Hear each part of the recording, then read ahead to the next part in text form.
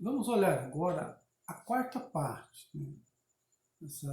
A partezinha pequena, né? Aqui o Nietzsche ele vai falar para a gente que, pela primeira vez no texto, da relação credor e devedor. Isso depois vai se estender durante todo o texto, né? Até o final do texto. Né? O Nietzsche ele acha que toda essa questão da culpa, da confiabilidade, né, tem uma origem. Né? Essa origem é a relação de um credor e de um devedor. Né? E todo homem ele é devedor. Né? A sociedade é credora. Né? A sociedade e todos os nossos antepassados aí. Então ele diz assim, nós ajuda nesse processo, né, a má consciência. Né? O que é a má consciência?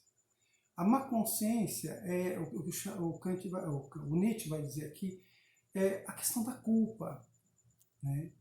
É você sentir-se culpado por fazer o que você faz. Né? E ao sentir-se culpado, você busca penalizar-se a si mesmo.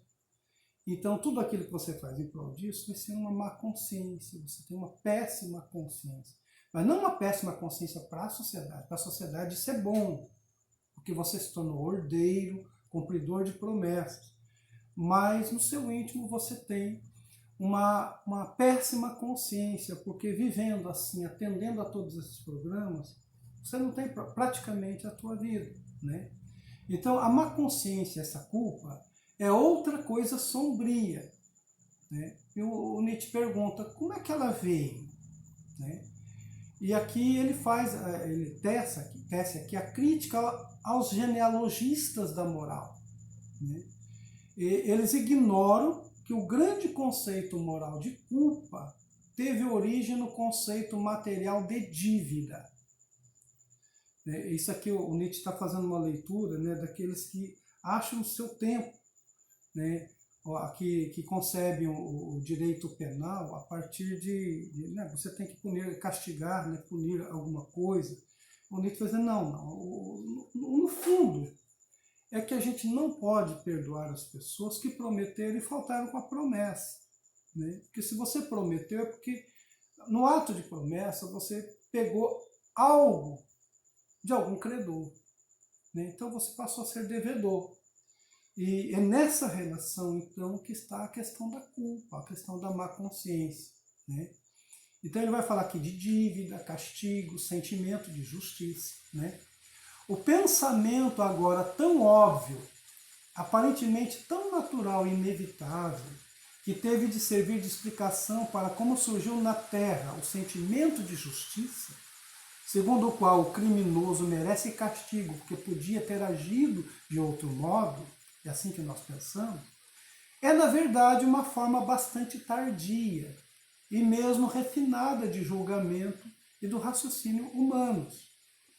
Quem a desloca para o início engana-se grosseiramente quanto à psicologia da humanidade antiga. Então, o que o Nietzsche está dizendo é o seguinte, esse sentimento de justiça, né, que diz que o criminoso merece um castigo porque podia ter agido de uma outra forma, que isso aqui seria o princípio do direito penal, né? Você tem consciência do que fez, então você tinha liberdade de agir de outra forma. A gente vai dizendo, não, isso não é lá no início, não. Isso é agora, é mais recente. O que está no início mesmo é a relação entre credor e devedor. É a questão da dívida. Né? Então, ele diz o seguinte, olha, as pessoas não castigam tanto pelo dano, mas pela raiva que tem de uma promessa que não foi cumprida. Né? Durante o mais largo período da história humana, não se castigou porque se responsabilizava o delinquente por seu ato. Não se castigou por isso. Ou seja, não pelo pressuposto de que apenas o culpado devia ser castigado, e sim como ainda hoje os pais castigam seus filhos, por raiva devida a um dano sofrido, raiva que se desafoga em quem o causou. mas mantida em certos limites e modificada pela ideia de que qualquer dano concentra o seu equivalente e pode ser realmente compensado, mesmo que seja com a dor do seu causador. Então, o que você castiga, na verdade, é a promessa não cumprida, né? O fato de você ter falhado na confiança, né? Então ele coloca assim, a origem, né, da questão penal está na relação contratual entre credor e devedor. Então, essa é a parte 4, né, que ele anuncia esse problema que vai desenvolver depois.